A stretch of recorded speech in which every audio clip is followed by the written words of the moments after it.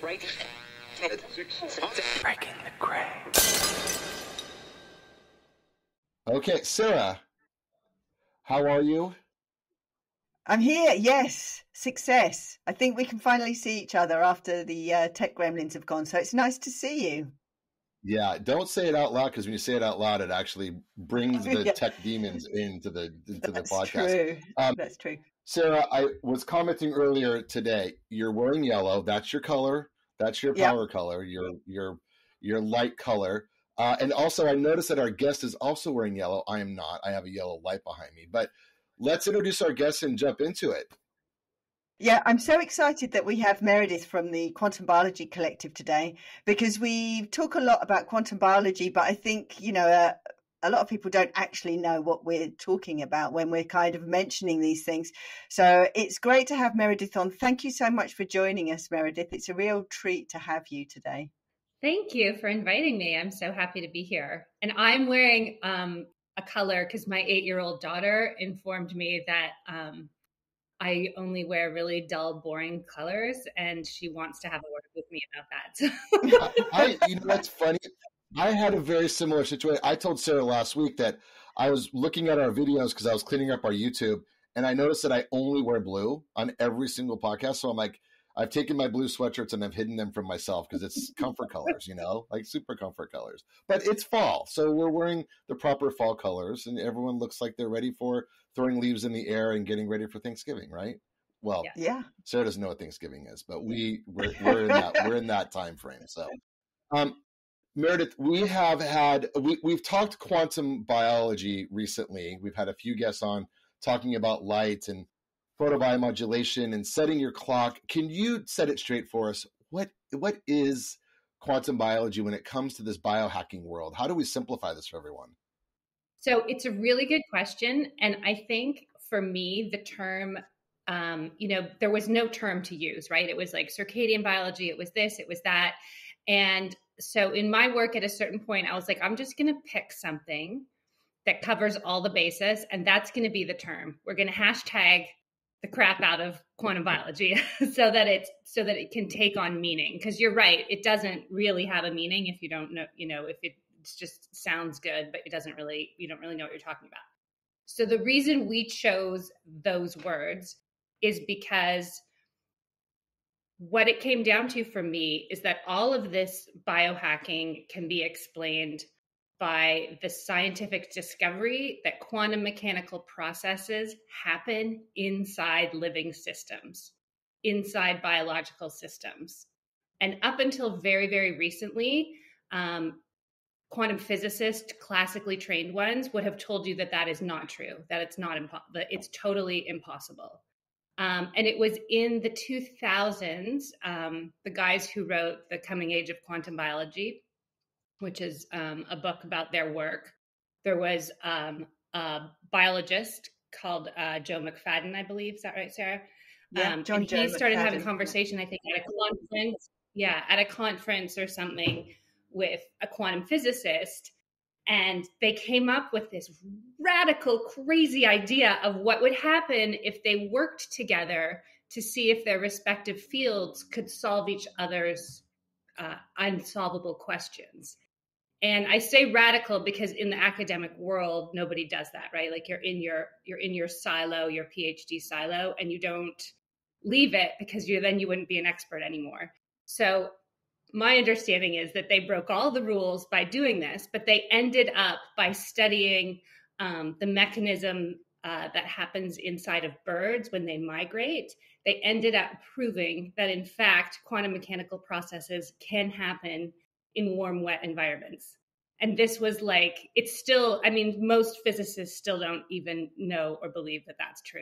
It's a huge, huge, huge game changer. For sure.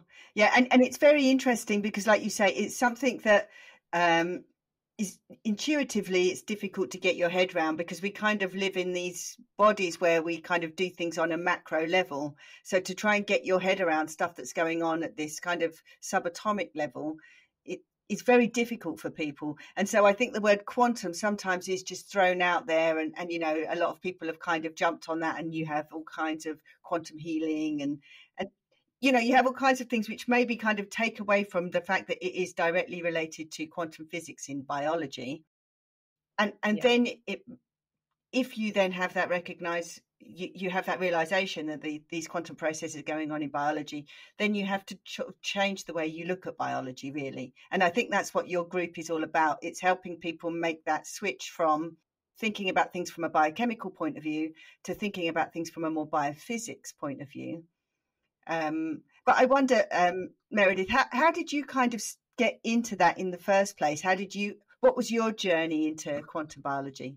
Yeah, I came to it the way most people I've spoken to on the topic came to it, which was through personal health issue for myself and one of my children. And I had chronic fatigue. And for years, I didn't really even know what that was. And then I sort of started, to get a grip on it. And there was no medical answer, right? Like I was in that group of people who was suffering in terms of my quality of life, but I would go to the doctor and they'd run their labs and they'd be like, your labs are fine, you're fine. You have kids, you're tired. And I knew it was different, right? Like, because the thing about being tired due to sleep deprivation is that the problem is solved with sleep. Yes. When you have chronic fatigue or fatigue as a symptom of anything else, the problem is not solved with sleep. It feels different. It's like I felt, like when you go to charge in your cell phone and the phone is getting old and it only holds a charge for a few hours and it goes from 100, it drops down to 20%. Yep. Like that's how I felt in my body. I was like, there's something, my body is not working properly because I used to feel differently and now I don't. So that really started me down the journey. And I did all the things. I did food and, cleanses and supplements and acupuncture, and it was all helpful and good. But it didn't solve the problem. And so I came to this out of a real, just kind of a moment of surrender because I hate micromanaging food, right? I have like an ADHD brain. I like big concepts, and the idea of having to like plan out meals so that like, 2 out of 5 people are on a ketogenic diet. Like it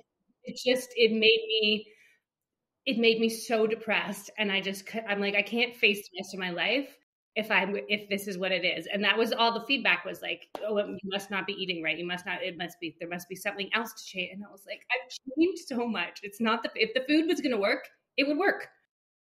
So I had a moment where I sat down with myself and I was like, okay, self, you listen to so many podcasts, you watch so many interviews, you've read so many things. There must be some clue that you've missed because there has to be something. I truly believe there's a solution to every problem. We just need to find it and implement it. And I flashed to an interview with Dr. Jack Kruse, and I was like, oh, that guy talked about light. Maybe. And so I returned and watched that interview again, but this time from a place of like, oh my God, I've got to please have the answers, not just out of a general interest place. And it totally transformed everything.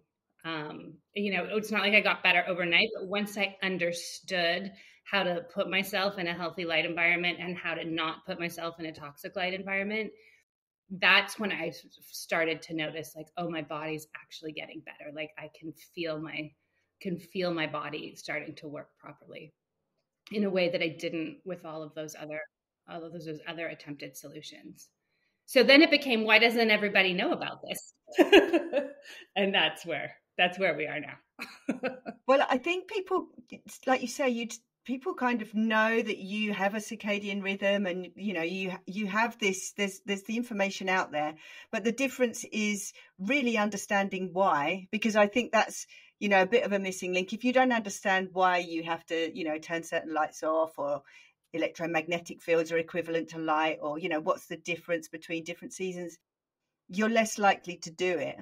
And also, I listen to Dr. Jack Kruse too, but also his message, he deliberately puts out quite a lot of detail in his messages because he wants people to kind of understand it. But that can also become a barrier if you're kind of not prepared to do the work and really work through a lot of the complicated physics. So I totally get where you're coming from. And also it's an odd concept, isn't it? That you can totally change your health just by changing your light. It sounds crazy. I mean, and it took me a while, right? So for people who are new to it, it's like I was listening and studying this work for months before I even bought a pair of blue blocking glasses, because I was kind of like, really? Is that really going to do anything? I don't know about that, And I was talking to a friend a couple days ago about about the importance of no art of mitigating artificial light after sunset, and she was like, well, does it affect this? I'm like, yes. Does it affect this? I'm like, yes. I'm like, whatever health question you are going to ask me, does light affect?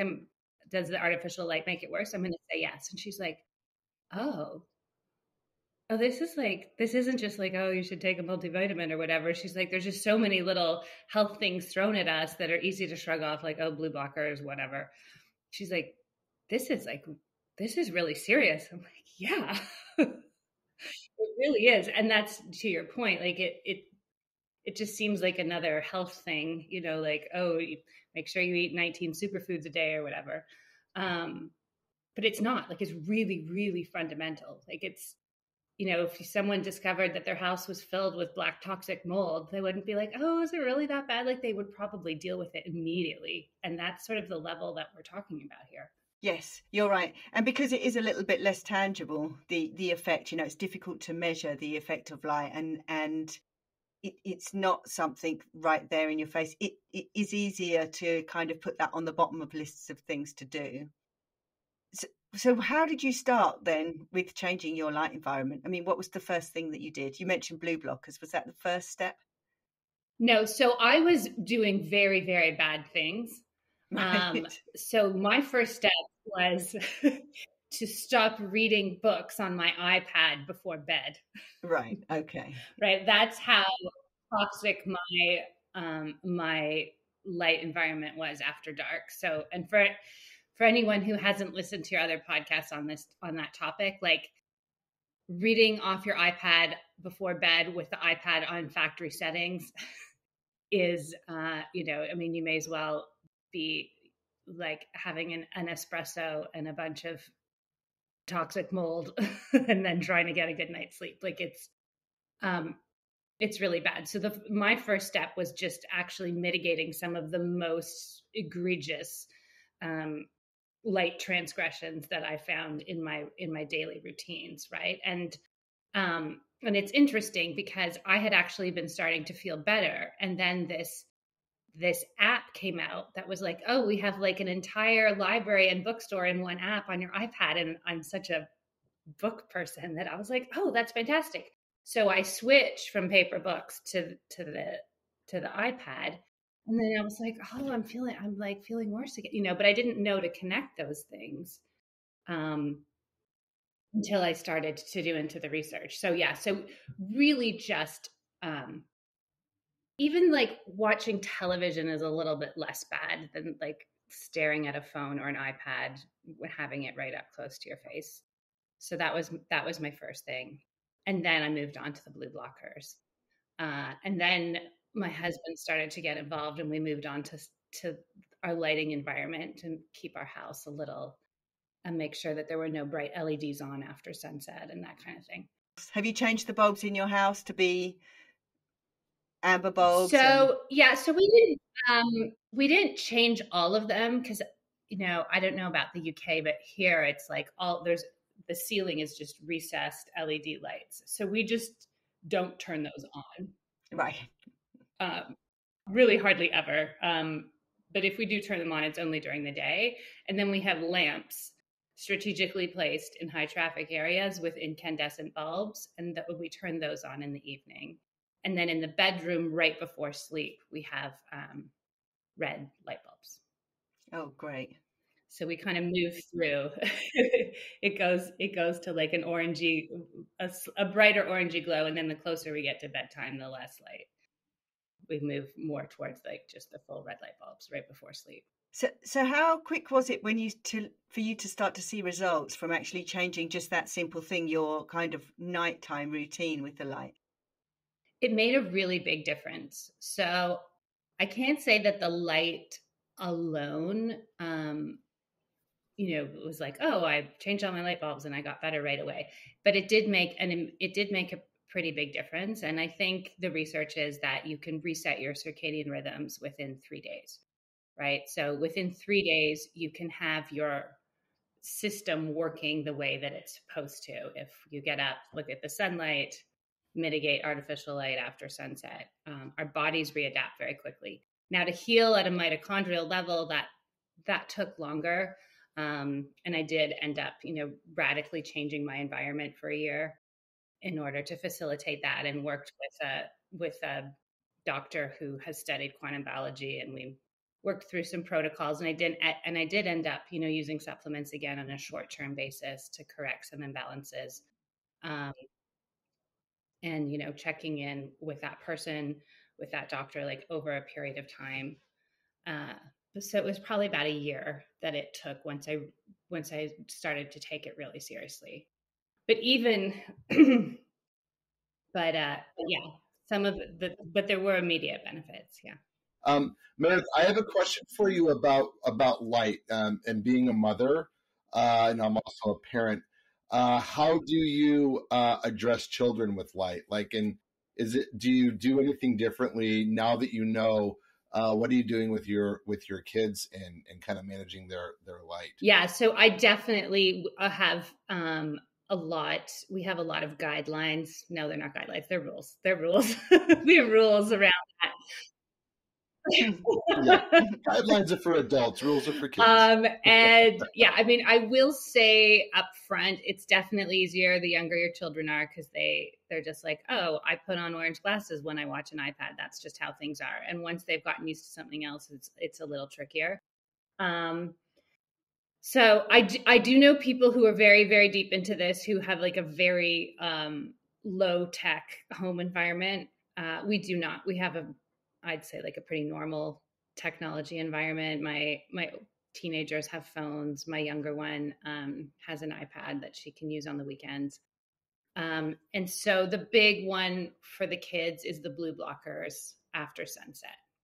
So my daughter tries to get out of it. There are ways you can make your iPhone red. If you go into settings, you can sort of do that. Which really helps. So she tries to get out of the blue blockers by doing that to her phone. But, we have a big basket by the TV filled with orange glasses. And anytime anyone is going to watch TV or go on a screen after the sun has set, they have to take a pair. So we have like broken pairs all over the house. We have pairs with one arm. We have pairs with missing lenses, because the kids do ride them hard. But I would say for teenagers and children, that's the biggest thing. And then I do go into the settings on the iPad and make sure the brightness is turned way down. There's never, even during the day, you don't need it up as high as the factory settings on those things. So lowering the brightness and wearing blue blockers in conjunction that's what I do with the kids. And, they don't love it, but I'm like, well, would you rather play Fortnite with orange glasses or not play Fortnite? Yeah, that's the choice. Exactly. Yeah, that's the option. I put them on. And what about getting them up? Do you kind of all try and see the sunrise? So I go into their bedrooms and open their windows. Getting them outside at sunrise is a battle I have not taken on. So on my way down to go outside at sunrise, I go into their rooms and crack their windows. And then they do know that whenever they do get up, they have to go outside for a few minutes as their first thing. And I always have the windows open, and it's starting to get cold, and everyone's like, it's freezing in here. And I'm like, I know, but the sun. Yeah. Well, a little bit of cold exposure is also probably not going to do much harm to. Exactly. That's brilliant. Exactly. That's brilliant. So then after you kind of took care of your own health, you decided to set up a group to help educate people in quantum biology. Yeah, so I started reading about this stuff, I don't know, like 2018. And I just kept thinking, any minute now, there's going to be articles and the floodgates are going to open and everyone's going to be talking about this, and like nothing. And then there was one article in, Outside magazine in 2019 called "Is Sunscreen the New Margarine?" I don't know if you saw that. It was a fabulous, right? It was this journalist did some digging into, like maybe the sun is not as bad as we think it is, and maybe it actually matters to be outside, and it was great. And I was like, oh, now the floodgates are going to open, because that ended up being the most downloaded article in the history of Outside magazine, was this article on "Is Sunscreen the New Margarine?" And again, nothing. And like Dr. Cruz's work is out there. He's got all these talks, clearly outlining the science. But the thing is, and that when you're not, when you're not a scientist, it's difficult to really be able to trust be like, well, if like everything he's saying seems true. And I talk to other scientists who in his circle who say these things are true. But if they were true, why wouldn't anyone be talking about it? And it took me a while to really trust, just because the way that our systems are set up, new information, especially if there's no profit motive, doesn't get disseminated. Like it just doesn't. Yeah. So it took me a few years to really, really understand that. And once I did, I was like, well, then we're going to do it. Let's just do it. We have the internet, you guys are doing the same thing with Rebel Scientists. Like, we don't need to wait anymore for knowledge to become institutionally driven. We can just start sharing it. So that's what we did. And we've now, what it has become is we now offer like a certification course in quantum biology for health professionals.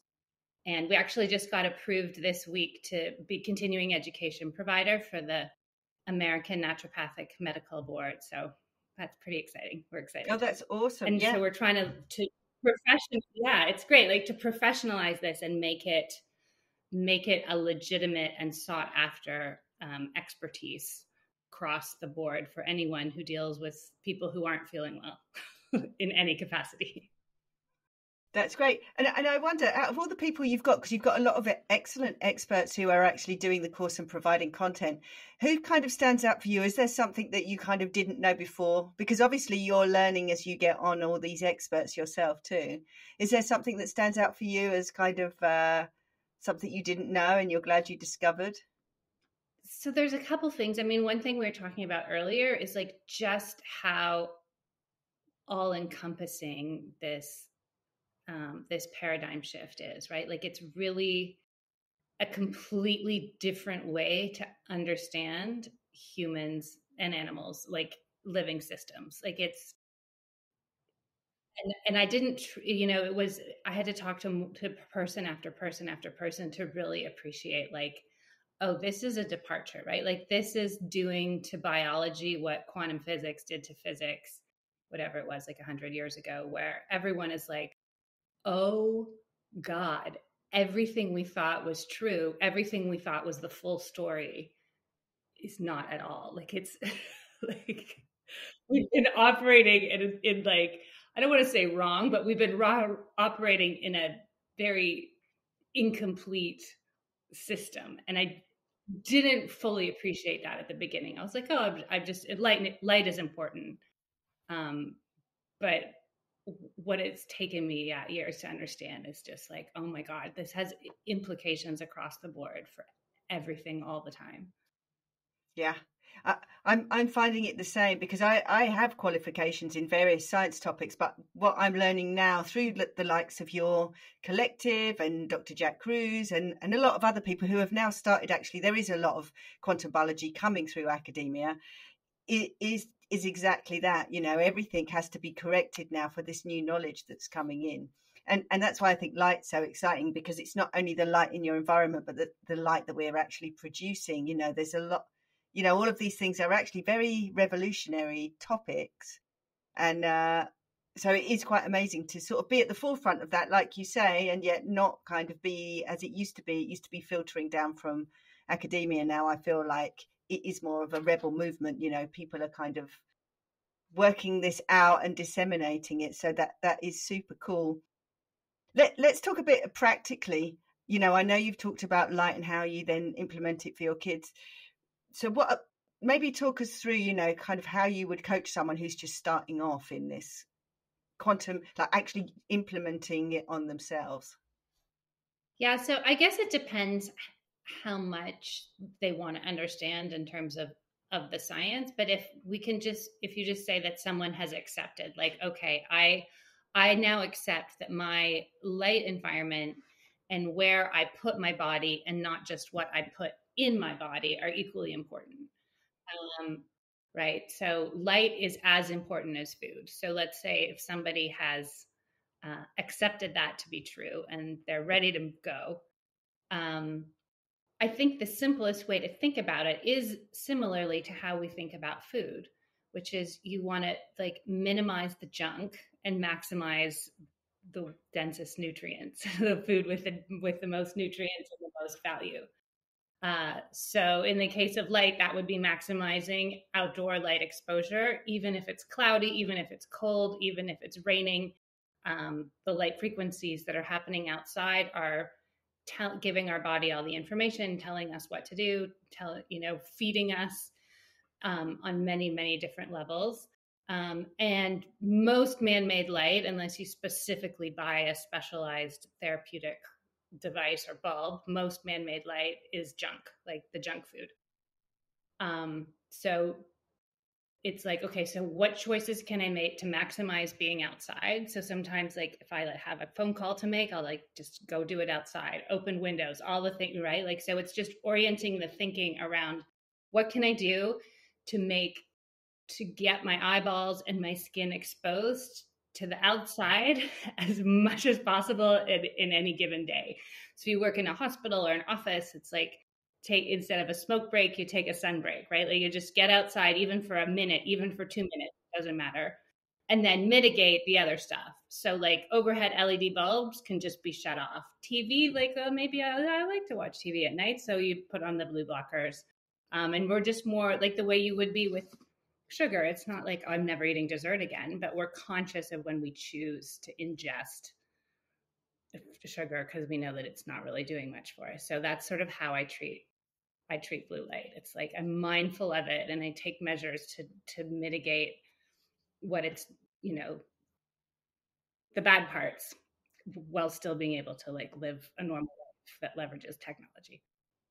I would love to know a trick because I've been trying this, Sarah. I've been trying this recently. I know you're not used to me being on. I get it. But I've been trying every morning now to not do the first thing, which is pick up my phone and look at it. And it's I have found it to be one of the hardest things to kick. I can diet, I can exercise, I cannot not pick up my phone in the morning. And I know I can move it all the way into another room, but work things, I find that that's the first thing I do. Getting outside, seeing the sunrise and seeing that early morning light is so important. And I've tried, and I can tell there is definitely a difference in the way my day goes. But any tricks besides just locking it in a safe with all your other valuables like your passport? I don't know. Well, I mean, I would say to just make it as easy as possible for the first light to hit your eyeballs to be outdoor light. So if there's a window in your bedroom, if you open the window and like put your face up to the window and then check your phone, that would be better than just going to straight check your phone. I mean, I go downstairs, I go outside, I watch, I'm outside for a few minutes and then I come in and check my phone. Like it's just a matter, it's only a matter of a couple of minutes. Like, and I believe, Russ, I believe you could do it. I believe you could do it 3 minutes later. I believe in you. Yeah, it's true. I mean, but the other part is Sarah has this similar problem. I mean, we all do, but like it's fall, winter time. We're getting up and the sun's not up yet. And like, do I go upstairs and turn the lights on and have a cup of coffee, or do I wait in bed until the sun comes up? I imagine in some areas of the world, that's probably not possible. I probably need some red light in the morning, but morning red light is so important. I just find that like the morning routine is not geared for getting outside and seeing the sunrise because I'm up before the sun now too. So Sarah, what do you do in the morning? How do you resolve that morning red light? I go out and look at the sky, even if it is still a bit dark. I kind of get up and I'm at least outside. And so I think that I'm exposing my body to the actual environment. So I'm getting that information, and I turn the lights on low, and you're right. I do have loads and loads of red lights. I'm going to send you one, Russ. So you've got a little panel, but I do have just like a little pad, just a little portable pad. But really, you're right. It's for me, it's harder in winter than summer, because in summer, I have to get up early, which is an effort, but you can do it. But in winter, like having to delay your day, because here it can be dark at, even at 9:30 a.m. And of course, your day's started. But so I do get out, and and I say the same, I'm here with my family, and that, at least just get out and stand on the ground, even if it is still dark outside, because you're getting the electrons from the ground. You're telling your body where you are in time and space, if possible, when the sun does eventually come up, stick your head out the window. My wife does think I'm cuckoo lately, because I've been going outside barefoot early morning and just standing in the dirt. She's like, Yep. "What are you doing?" I'm like, I'm getting the light. I'm building my frequency. I'm grounding myself. So it's super. Meredith, I do have a question, and I saw that I was in and out. I'm so sorry. My connection was bad this morning. But I would like to talk a little bit just about diet too, and about things that you've incorporated in some of your coaching around sort of like how do you balance that as well? Like are you a believer in intermittent fasting? Do you believe that there's sort of this, like your circadian rhythm is important as well? Or are there things on the diet side that you also encourage? Yeah, so I think when it comes to food, the big change that I made when I started to understand circadian biology was not as much what I was eating, but when I was eating. So we were doing the light stuff for a while, and we felt a lot better. And then we realized, like, we haven't been paying attention to the fact that food is also a circadian signal to the body. And so this is where the Sachin Panda book is really good. I think he talks a lot about it. So the biggest change that we made in terms of food and circadian rhythm is eating dinner earlier. So so the ideal is to not have eaten any food at all 3 to 4 hours before sleep. And also the ideal is to not eat once it's dark. So in the winter, that means dinner or supper, wherever you live, whatever you call it, is early. And that is something that I really notice how I feel the next morning, because I don't always do it. Sometimes, life is life, and you end up eating later than you want to, or you go out for dinner with friends or something. And I think this is a really great, kind of challenge for somebody to just try eating dinner at 4:30 in the afternoon or 5, and see how you feel the next morning compared to when you eat dinner later. Because I was really surprised. The light was a very gradual, I just feel better and better, and I have more energy. But that eating dinner early thing, I woke up the next day and I was like, oh my God, I feel so different. I feel so good. So yeah. And that is, I think, would be called intermittent fasting, because you're shrinking your window of when you're eating. Yeah. It's going to change the dating game for sure. I think going out to dinner on a first date, it's where do you want to go? Can we go at 4 or 5 o'clock? Does that work for you? Get a table. That would be the good I know. thing. I think we all three would be really irritating to date. Right. But someone has to understand that too. Maybe I've never used the dating apps, but you'd put on there, listen, on my profile, I eat dinner before 5 o'clock. I'm so sorry. Deal with it. Totally. And then for me, the idea of really respecting the night and respecting the, that time period is so important, to just know, yes, dim those lights, get those blue blocking shades on you. So super important. So it's awesome. Thank you for sharing all that. Absolutely. And that's a really good point, Russ, is that was something else that I really learned, was how important darkness is. Right. So our light environment really matters, but the quality of our darkness matters just as much. So I was, quite surprised that any tiny little ambient light, coming in a crack around the curtain or anything like that, it can just, can have an effect on the quality of sleep we're getting.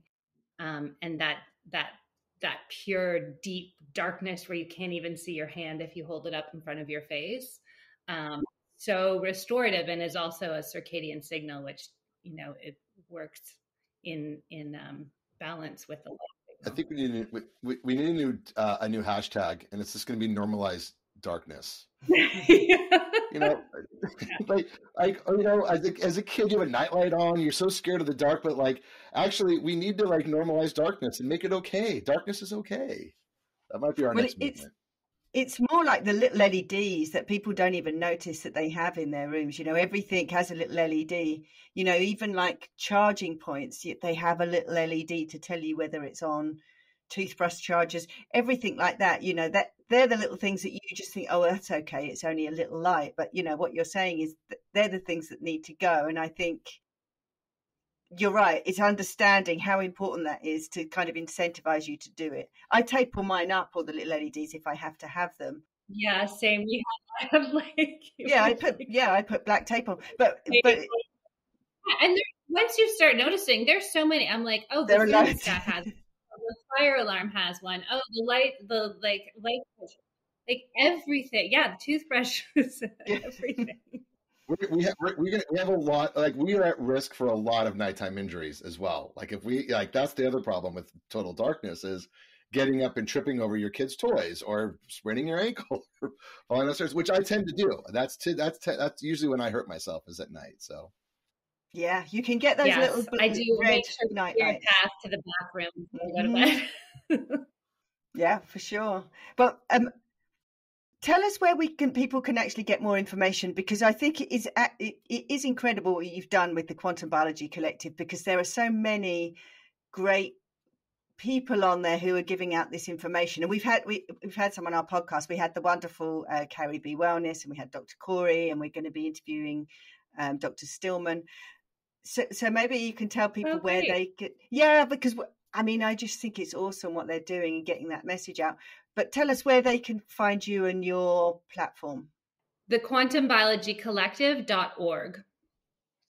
And there is a practitioner directory on there. So if somebody's listening and listens to your podcast and they're ready to like find a doctor or a health coach or a personal trainer, or just they want to work with somebody who they trust can understand this stuff and help them and support them in their habit changes, there's a practitioner directory there, which is totally free. You don't even need to put in your email. You just can search by symptom and find people who have experience helping in that. There's also like a whole bunch of videos where we go over the basics of circadian biology and what that means. You can sign up for a newsletter we send out about once a month, where we do a big roundup of all the great stuff. So we link to your podcast, we link to Rebel Scientist in that newsletter. So this is a fabulous resource as well. So that website. And then we're on all the social things at Quantum Health TV. And I think the great thing is if you are a practitioner, you can you can actually do a course on your website where you can actually become one of the people on the directory by going through the course. Yeah, so we offer a certification in the basics of quantum biology, which is taught by Carrie Bennett. And then we're launching in January 2023, level 2, which will have Dr. Stillman, Dr. Twyman, Dr. Catherine Clinton. Have you had her on? You should have her on. She's really good. Oh, yeah, definitely. And Carrie will be, they'll each be teaching a module on that. And and then at the end, we call it applied quantum biology because it's different from what from an academic study of it. And that the point of this course is to understand the science just enough to be able to apply it with clients and patients, and to create protocols, understanding light and mitochondria and that kind of thing. That's brilliant, because I speak to a lot of people who are actually practitioners, a lot of doctors and things. I was in the States recently, and even, the big events like A4M, people are hungry for this knowledge because, it's not something that there is an actual academic course for. So to be able to provide that service is great. So that's fabulous. We'll definitely link it in to the show and try and promote it as best we can. Fabulous. Yeah, because we wanted to make it easy. So there's only like a 1 in a million doctor who's going to take, or anybody who's going to take the time to relearn all of the science they didn't learn. So I found the people who did that, and they're the ones who are now teaching it, so that everyone else can just have a course that's a little easier to digest and won't take 10 years of studying and studying podcasts in the nighttime and stuff. So. Yeah, exactly, which they shouldn't be doing anyway. So that's great. That's fabulous. Thank you so much, Meredith, for coming on. It was a real treat to have you. We'll definitely promote everything that you're doing, and hopefully we'll bump into each other again in the near future. Yeah, I hope so. I'd love to. It was great having you on, Sarah, to do the photobiomodulation talk with our geeky membership. They loved it. It was fabulous. So thanks for doing that. Yeah. And Russ, it was a real pleasure to meet you. When I was here, it was a pleasure. Thank you for joining us, and have a great Thanksgiving. Happy Thanksgiving. Yes, happy Thanksgiving. Have a good one. Happy Thanksgiving, even though you don't celebrate it, Sarah. Thank you. Take care, Meredith. All the best. Breaking the gray.